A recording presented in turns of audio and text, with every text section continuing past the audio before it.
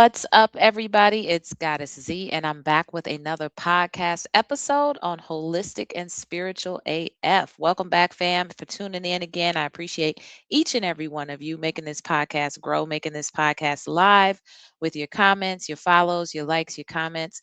I appreciate all of you. All right. And if this is your first time landed on this podcast, you are definitely in the right spot. If you like hearing about topics such as how to connect with your ancestors, divine feminine wisdom, metaphysics, all sorts of things. Okay. So I come in on the second and the fourth Friday of the month at 6 p.m. Eastern Standard Time. This podcast is available on Spotify, YouTube, Apple Podcasts, Podbean, pretty much anywhere that podcasts are syndicated. We are out. And then periodically, I have guests come in dropping their wisdom and knowledge as well. Okay. So I've got quite a few past episodes actually of guests coming in, and I'll also have some other ones coming up too. So make sure you check out the podcast and listen to the other episodes as well. Okay. And then, of course, I am on social media all over the place at Holistic and Spiritual AF. That's and spelled out. And you can keep up with me over there. And if you really want to know what's going on, sign up for the newsletter and the classes, books, consultations, all that good jazz.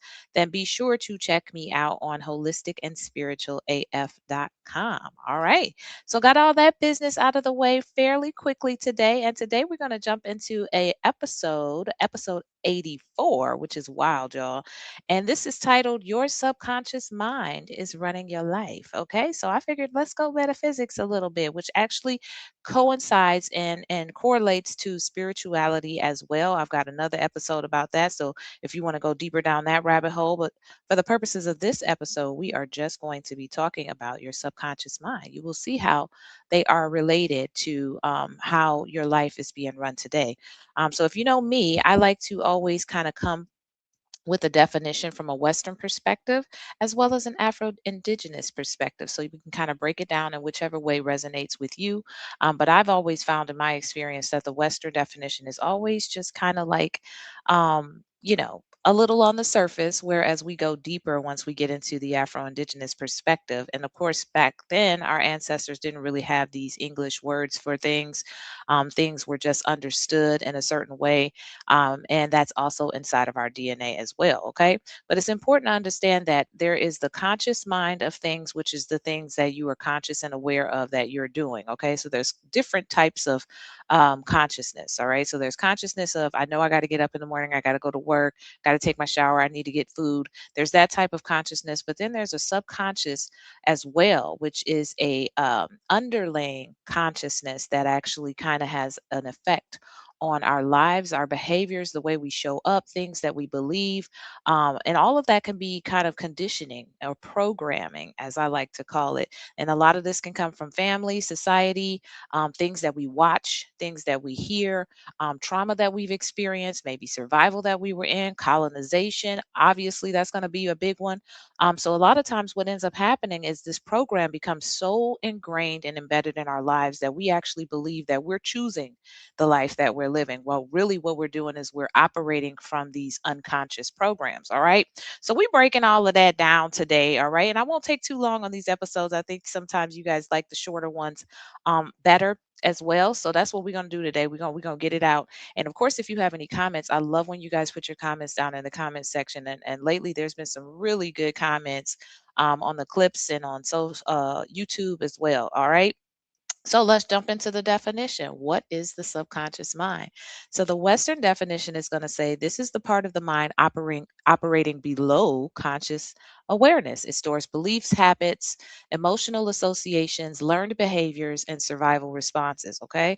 So Western psychology teaches repetition creates programming, especially during childhood. All right. So that's a pretty well-rounded definition, and I'm sure people can understand it very well that way as well. But from an Afro Indigenous perspective, in many Afro Indigenous traditions, the mind is not separated from the spirit, the body, the lineage, and the community. So, subconscious programming is not just mental, it's ancestral conditioning, embodied memory, and spiritual imprint. Okay, so you could say our ancestors actually understood that the body, mind, and spirit all carry memory. Okay, and this ties into maybe oral traditions, things that we heard, things that were passed down. through generations, ancestral memory, things that's stored inside of the body. You don't even know why.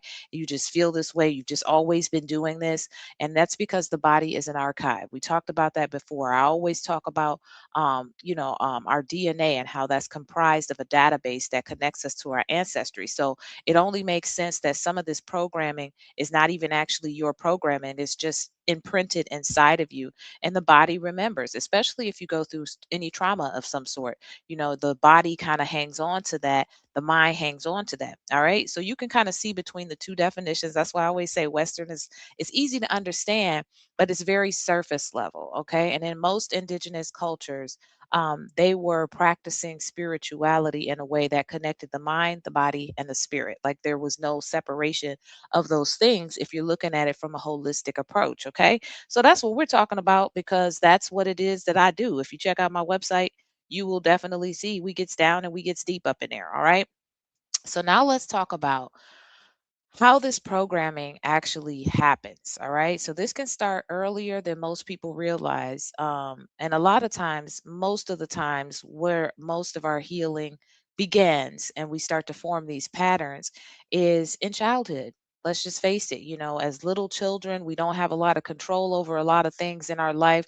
We don't have control over a lot of what we're experiencing. We're doing what it is that the adults are telling us to do in different settings, whether that's at home and our spiritual centers, whether that's at school, our peer group, the things that we're seeing on TV, hearing the music. So a lot of stuff is being programmed at a young age. And some of that is good things and some of that is not so good things. It can be perceived as negative, right?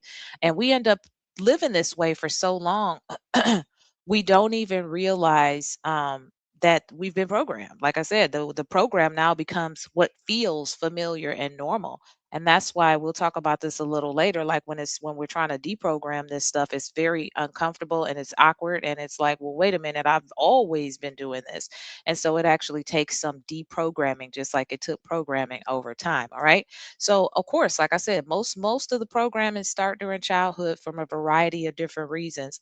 And I will also say this, let me make my disclaimer in here. I am not a psychologist. I am not a medical professional of any sort. So if you have some issues where you feel like you need outside help and you need a therapist or you need a psychiatrist, by all means, I am a proponent of that as well in conjunction with your healing process. Because as you start to deprogram things, you may start to uncover some other things that maybe you forgot about, maybe you stored so deep in the archive that you didn't realize that it was in there, and it may start to unleash and unearth some stuff. All right. So I don't say that to scare anybody, but I do say that to make that disclaimer just in case you are one of those people.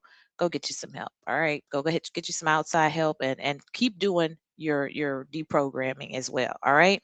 So this can show up in childhood, like I said, based on repetition, just doing things a certain way. We always did this, right? Trauma, being seen or experienced. It doesn't necessarily have to happen to you for you to see things, and your mind, subconscious mind, begins to compute and associate that with normal. All right, so that is also important. Observation, like I just said, and emotional intensity. All right, so how were your emotions experienced? Did your emotions swing like a pendulum? Were you happy one minute, sad, scared the next? Was there never any happiness? There's just a lot of different ways that our childhood could create these sorts of programs, our experience with our childhood. And so, like when you're doing this work, we'll talk about it later. It's important to kind of reflect on the things that I'm saying. I always say, take what you need and leave the rest. So things may start to come up with you for you and memories and things like that. That you can kind of start to associate where some of these patterns and programs came from. Some of the things that we may have heard that seemed harmless, okay, because this ties into prosperity mindset as well. Once you start breaking down the subconscious programming, is money is hard to get. That's a big one. Like growing up in a family where maybe there wasn't a lot of money, um, or there was, certain types of dysfunctions with money for whatever reason. Can create some sort of prosperity subconscious programming as well. And so there may have been things that you heard in your house, money is hard to get. That's too expensive. We can't afford that. And those seem like harmless things, but over time that starts to program something inside of your mind that takes and requires some deprogramming. And I remember that experience for myself, and I had to work on that. Didn't even realize it was a problem. That's what I'm saying. It's like you end up just living this way and just becoming this thing. It's almost like a unbecoming and a becoming of the true version of you. So I remember that experience where I had to really take a look at my prosperity mindset because I didn't realize that I had some old programming from the way that I grew up. And it seemed harmless, and it was based on some of the survival patterns that I saw in my family. And I'm not knocking anybody because they did the best they knew how to do at the time and was working with what they had to work with. So but some of these things can actually start to create these programs and patterns. Okay, if you had to struggle, black women have to be strong. That's a big one for a lot of us. We saw black women doing everything and carrying everything and being overwhelmed all the time, and it was just kind of like, well, that's what we do. That's another one that I have to also pay attention to, because for me in my life, most of the important, strong figures in my life have been Black women, and as a result, I have encountered that. Some of that in my life, absorbed some of that being a strong woman. Okay, I got to take care of everything, but the the downside to that and the um, over what's the word I'm looking for? The downside or the negative side of that could be hyper independence, right? And so those are things that I look at myself. I don't just be saying stuff on these podcast episodes that I don't actually, look into myself as well, throughout my own healing process, right? The whole point is to grow. It's not to like bash anybody. It's just to be aware and start recognizing things and start moving forward and what's comfortable for you. Okay. And love requires suffering. That's a big one that doesn't get talked about enough. All right. So sometimes you can have situations where, once again, that observation is you're seeing really dysfunctional ass relationships and you're starting to think, oh, well, I got to put up with a lot of shit just to be in a relationship, or and I know back in the day it used to be different for our women because they needed our men. The women didn't have as much freedom and rights as they do now. And they didn't have as much equality as they typically have now. Not saying that it's completely equal now, but the bottom line is it was like you had to have your man, and so you kind of got stuck with what you got stuck with. You didn't have these options and these choices like we have today. And so what can happen with that is you can either be somebody who feels like, well, I got to stay in this relationship as bad as it is because it's better than being alone, or on the opposite end of the spectrum, that's the word I was looking for.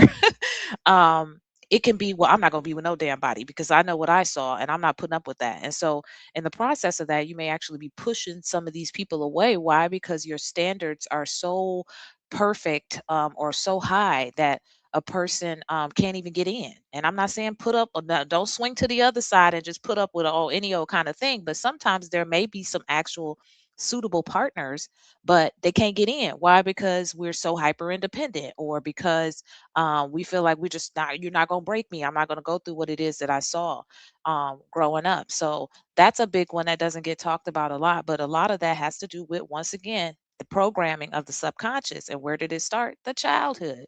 Okay. Rarely do we like start to form these subconscious patterns that started like a year ago.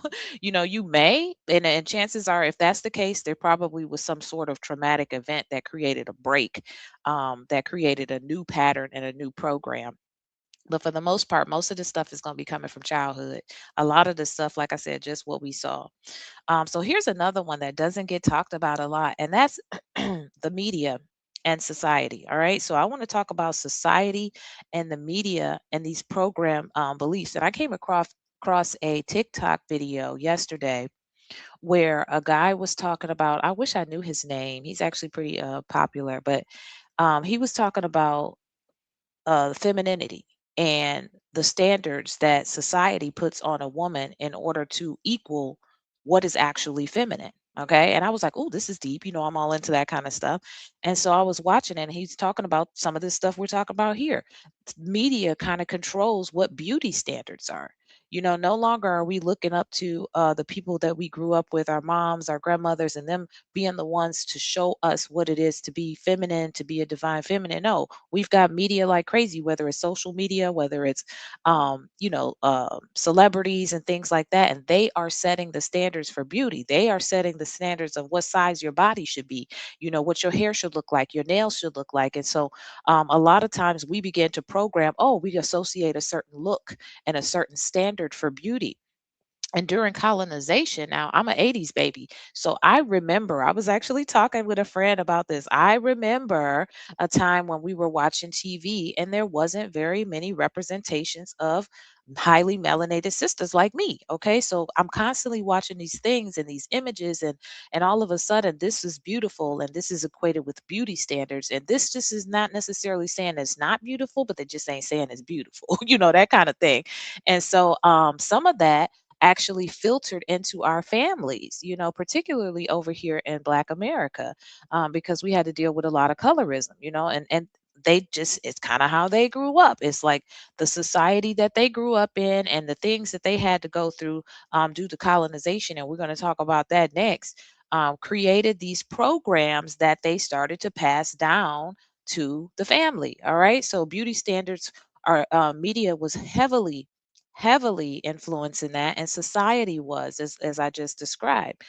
Fear programming, that's a big one, and that's why I don't watch the news. I haven't watched the news now, I think, in like 10 years, but I still get my news. I get my articles and stuff like that that'll pop up on my phone, or I will get stuff like little short clips on from YouTube or TikTok, different little things. But I try not to consume so much of that crap because it will create a program and a fear program. This is a perfect example of this. I was actually talking about this the other day with somebody, and I was talking about, you remember how you used to watch the news, and first of all, the news come on way too damn much. All right, it come on what, 5 o'clock in the morning, 5:36, 6:30, 8:30, all the way up to about 10:30, and then it took a break, and then there was a game show, and then it was soap operas, and then the news was back on. So the news was coming on like what, 7, 8 times, 9 times a day, and it would have a lot of the same stories.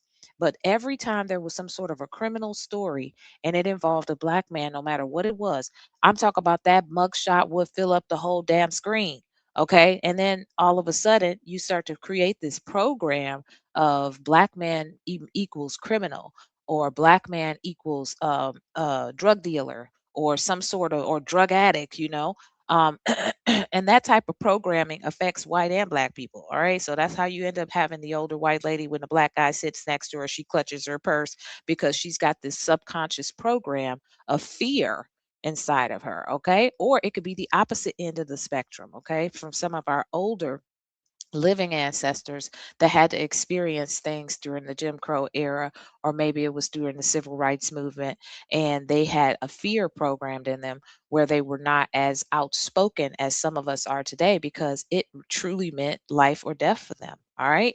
So that kind of ties into a little bit about what I was getting ready to go into on the colonization side of things. But before we get there, I got two more things I want to talk about society and media. Hyper consumerism, that definitely don't get talked about enough. Feeling like I gotta go shop, I gotta have the latest of the latest and the greatest, and I gotta have these brands, and I need people to know and look at me like I got something, and all of these different things. Not knocking anybody who likes to have nice things, because I like to have nice things too. But we're talking about hyper consumerism, all right? Because you feel the need to get these things to fit a certain type of standard from society, and most likely the media is pushing it out in order for you to see it. All right. So all of these things start to create programming. Now, a lot of this isn't necessarily coming from childhood. A lot of this is coming from what it is that we're actually seeing in modern day. And this can be from childhood on up to present day. All right. And then the survival mentality. That also is going to most likely come from childhood. But it also, once again, can come if you've had to experience some sort of trauma somewhere down the line in your life. And now all of a sudden you've got this survival mentality, like, I got to survive, I got to be okay. This can also tie into Black women have to be strong, even when you don't have to, you don't know how to get out of that, state of always being in survival mentality. That's something that I've had to deal with as well, always having to defend myself. And that's a part of survival mentality, always looking 5, 10 steps ahead to see who coming after me, who trying to do what, who said this, who's trying to cut, those types of things are programs. All right. Especially when you get to a place where you've healed enough. And I actually did a TikTok video on this, where you've actually healed a lot of stuff and you actually don't have to live like that anymore. The program is going to start to show itself. That's when you'll actually be able to see, hey, wait a minute, what am I doing? And if you're connected to your ancestors, they will also be guiding you, because mine would tell me all the time, hey, you're not living like that no more. You don't have to do that anymore. You can relax a little bit, relax your nervous system a little bit. So survival mentality, that's a big one that can keep us constantly in a state of anxiety and trying to make sure that nobody hurts me and things like that.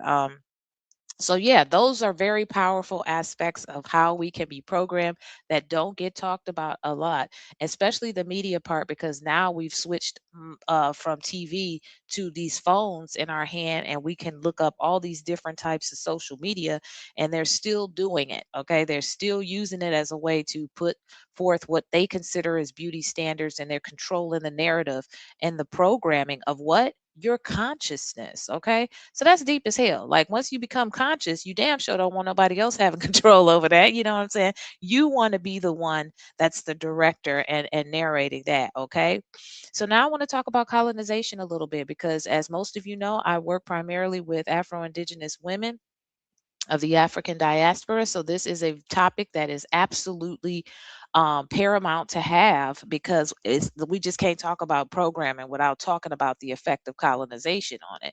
And this, of course, can, people can resonate with this even if you're not Afro-Indigenous. It depends on how open you are to actually seeing the truth from a different side, where people who actually experience this will be like, yeah, I know exactly what you're talking about. Because the bottom line is no matter where you are in the world, colonization has affected you if you are of the African diaspora or indigenous background. Okay. So this is where we kind of go deeper. All right. Colonization did not just take land, it also disrupted identity, it erased spiritual systems, and it conditioned people away from themselves. All right. Very, very important, because when you do that, now all of a sudden, it's only natural for a person to try to assimilate to their surroundings in order to what? Survive, right? It's no longer you have these systems that were passed down to you and you know how to be, because this has been kept in your culture for ancient amounts of years. And instead, now you're in this new space, you're in this place where your identity has been erupted. You're constantly trying to assimilate and create a culture and an identity.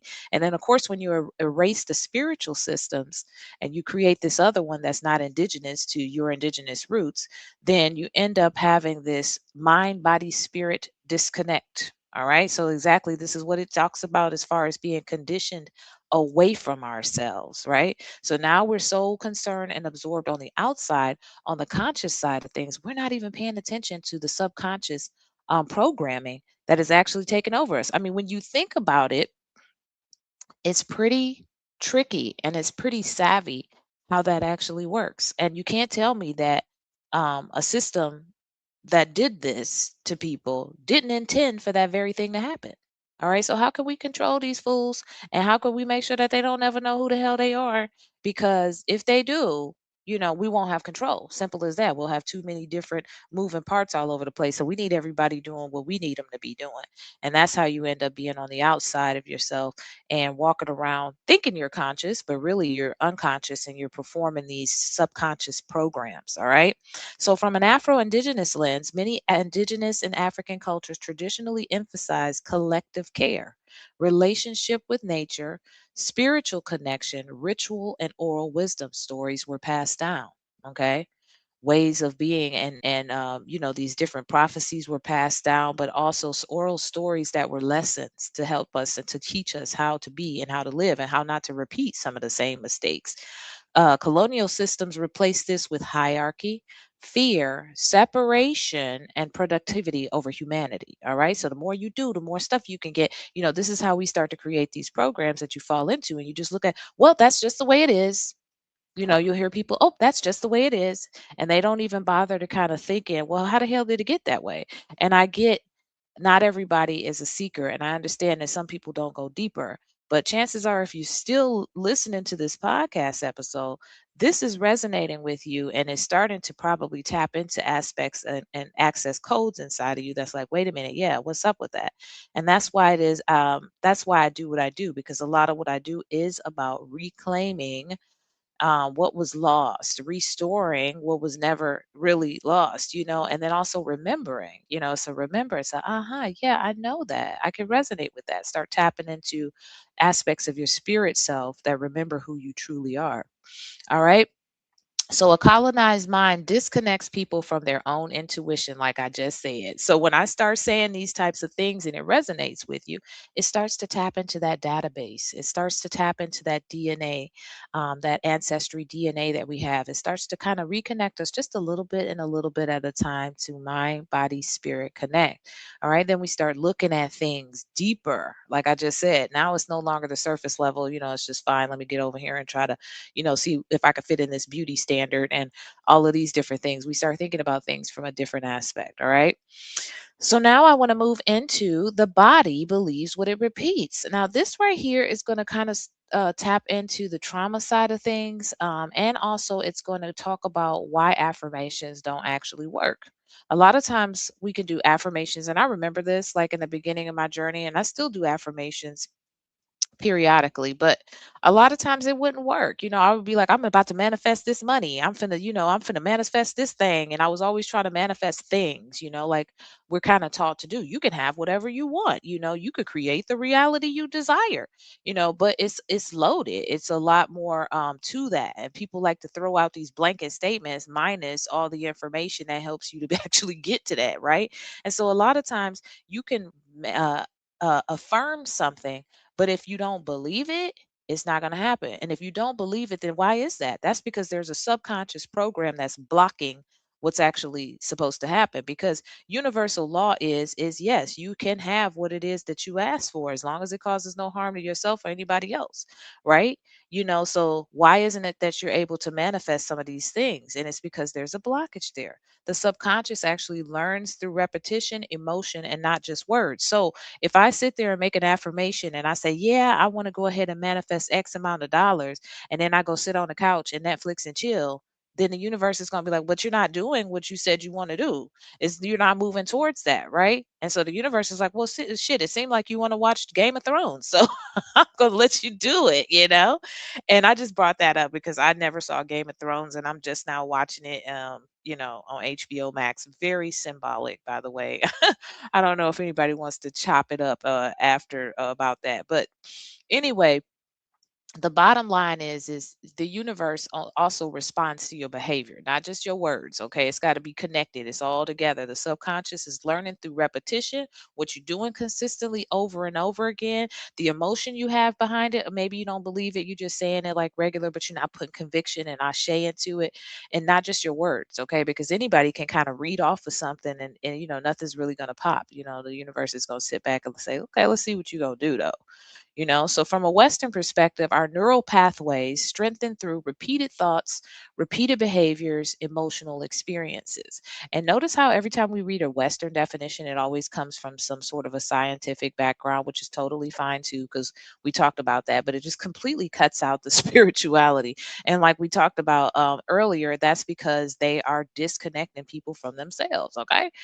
So it is important to know that, though, if you are somebody who resonates more with that. But from an Afro-Indigenous perspective, our ancestors understood this through ritual. Why?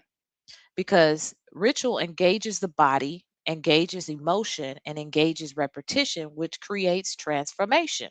Okay, so you could say something, but if you're not actually putting behind it the movements, the actions, you're not doing the things and making the connections, then it's different. So you could say, I want to manifest this money and then go sit down and with Netflix and chill. Or you could say, hey, I want to manifest this money, this house, this man, whatever it is that you're trying to get. And then start to take the action steps to, okay, I'm going to go to a business class, or I'm going to go to a how to budget my money class, or I'm going to start to do this. Next thing you know, the universe connects you with this person who's just the person that you need to meet to go to this part, and all of a sudden you're starting to create new behaviors and repetition and patterns that are different from the old program. All right, so now all of a sudden you're starting to believe a little bit more and more, hey, maybe this can actually happen. So now when you're affirming these things, it's more in alignment with what it is that you actually want instead of the subconscious program that you've previously lived by. And then, of course, why they brought it into the ritual, because ritual does usually do those things. When you have like a full blown ritual, it's going to have some body movement in there, it's going to have some emotion involved in there. Those words are going to be said a certain way, and it's going to require some repetition, right? And then, of course, there's something you do after that. right? And this is what actually creates the transformation. Okay, so that to me is dope. Like those are the type of definitions I be looking for, because that's great that the neural pathways strengthen through repeated thoughts, repeated behaviors, emotional experiences. That sounds great. But this right here, the Afro-Indigenous perspective breaks it down as to what is going to create the transformation. Okay, this is kind of the what, and that's the how. Um, so the body believes what it experiences repeatedly, and that's whether it's negative or positive. All right. Now I want to take a little bit of time to actually just go into very briefly, because I'm going to hop out of here in just a second, of how you can actually deprogram the subconscious conditioning, right? Because I always talk about what it is, and then I like to talk about some things that you can actually do to start to, shift this, if that's something that you want to do. All right. So number one is you got to identify the program. All right. That always starts at the top somewhere. That always starts where it's like, okay, well, if you don't know what you don't know. Simple as that, right? So if you don't know it, then you can't actually improve it, and you don't even know there's a damn problem, so you have to understand um what the program is. And so what belief am I operating from, when you do discover that, what am I not safe resting? What is it? Do I believe that I'm not supposed to be prosperous? Do I believe that I'm not supposed to have money? Do I have to overwork to deserve love? I got to be more emotional. I have to be more emotionally invested than the other person. I always have to compromise my values and my boundaries and stuff for this other person. Is that something you feel like you need to, or to deserve love? Or do you feel like you can have like a whole ass relationship without all the trauma and the dysfunction? Right. So it's like these things will come up inside of yourself, or maybe somebody will say something that speaks to you. Spirit will speak through someone else. I can't trust people. Why not? You know what I'm saying? That's a big thing. Like, for me, that was an issue. And I still have to like work on that, because I'm still, I'm very discerning today versus not trusting people, because a lot of people you can't trust. Okay. But not everybody is that the case. All right. So identifying the program, and understanding like what belief am I operating from. So once you start to identify it, you can kind of start to navigate it, and you can start to kind of look deeper and reflect into that. So, of course, you could be journaling with this. Whatever resonates with you. Once you start tapping into your intuition, you'll know what to do. And then, of course, step two, trace the origin. All right, where did this come from? Where did the idea that I can't trust people come from? That's a big one.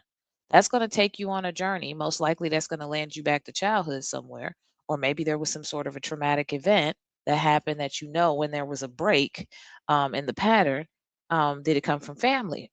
Did it come from religion? Oh, we didn't talk about religion. That's a whole nother podcast episode right there. Survival. Did it come from being in survival mode? Did it come from societal conditioning, where you grew up, what kind of school you went to, what types of teachers you had, some of the crazy things they may have said to you? Did I consciously choose this belief? Like, did I say, okay, now I'm going to just be like this because this happened, or was this something that you just became? So start to trace the origin, right? And then three is going to be interrupt the pattern. So once you have awareness, you know where it came from. Now you can start to try to do something different. That's all there is to it, because we're talking patterns here. We're talking patterns and programs, same thing. And once you become aware, you can take the action, right? And you can start doing things like setting boundaries. Okay, I'm not putting up with this. Okay, this is what I'm doing, and I'm sticking to it. Resting without guilt. I'm not, I need to take care of me, and I'm not unapologetically. I don't have to explain to anybody. Also speaking differently to yourself. That's a big one. And that takes work. All right. So if we are so used to, oh, I can't do that, man. I always mess that up. Oh, no, I can't do that. That negative self talk, a lot of times we can be our biggest enemy. We can be our biggest setback. Okay. So just even starting to listen to these thoughts that are coming up will help you to begin to interrupt the pattern. So now when you hear yourself say something like that, no, I'm not going to say that. And you say something else, redirect that. All right. And then changing routines. All right. So you may have to switch it up a little bit. I don't do that anymore. Instead of that, I'm going to do this. Right. So this is how you start to break the pattern. Right. And the pattern here is now going to start to create a different program. Now, know that when you do this, like I said, it's going to feel very awkward. Like your nervous system has been so conditioned to keeping you safe, to keeping you feeling okay, and keeping you feeling to what you feel is normal. So now when you start switching that up, the nervous system is going to say, wait a minute, this is awkward. This feels odd. I'm going to go back over here so I can keep you safe. So it may take some conscious effort to actually do it. But over time, the new program will override the old. All right. And then repetition. And that's where this comes in. Okay. The new program overrides the old from repetition and embodiment. All right. So it's got to be repetition first. So you got to consistently continue to do this until you just become this. Right. And you continue to do it. And this is the new normal. And so when you go back to having an old program thought, you'd be like, oh my God, where did that come from? Like, and that's how you do this. Okay. So the nervous system is going to learn through repetition. I just said it. It's going to try to slide you back. It's going to try to keep you safe. So you're going to have to be the one pushing consciously to create a new pattern. So this is repetition, this is going to be safety, this is lived experience. Healing is going to require consistency, emotional regulation, and embodied practice, meaning that this is how I live now. And you may have to let some people know because some people are going to be like, you wasn't like that 6 months ago. I don't know why. And that's okay. And it's okay because you got boundaries today. You got boundaries today and you standing on business with that. And so that requires repetition and embodiment as well as teaching people the new you, and either they can get with it or they're going to remove themselves. Reconnecting to yourself and ancestry. This is step 5. Now, you could do this before, you may already be doing this, but I highly recommend always saying connecting with your ancestors because they will assist you along the way. All right. But most importantly, before that, I said reconnect to yourself. This whole process is helping you to reconnect to yourself. Why? Because I described some of the patterns and the programs that came from colonization, from family, from trauma, from survival. These things pulled us away from ourselves and we started being this little alter ego over here that was doing things just to survive. So now you're going to be reconnecting to yourself and you're going to start to understand yourself and your patterns better. And then you're going to be able to start to move different, create some repetition, some different things. It's going to attract different types of people. And you're going to start to reconnect to yourself. All right. So when you have a better connection to yourself, you can also connect with your ancestors, right? Because some of these patterns, you're going to be like, where did they come from? And some of them could be imprints that were passed down in the ancestry line. So this is the Afro-Indigenous piece here. The healing programming also means reconnecting to what was disrupted. All right. So this can come in the form of ancestral practices. It could be an altar. It could be connected to nature. It could be connected to a community. It could be ritual practices and body awareness. All right. So body awareness is going to help you too as well because you're going to things your body will tell you things as well. All right. Um, so very, very important episode, y'all. We went deep in on that. Hopefully that gives you guys a better breakdown of what it means when I say that your subconscious mind is running your life. If you never thought about this stuff, you're probably like, yeah, you're probably right. Where did this come from?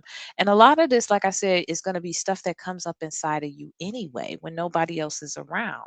Like you're just sitting here thinking about these things and you're like, dang, where did that come from? Right. And so that's what it is. Your subconscious mind, that underlying layer of the consciousness has been programmed from something. All right. So you have the ability to deprogram that.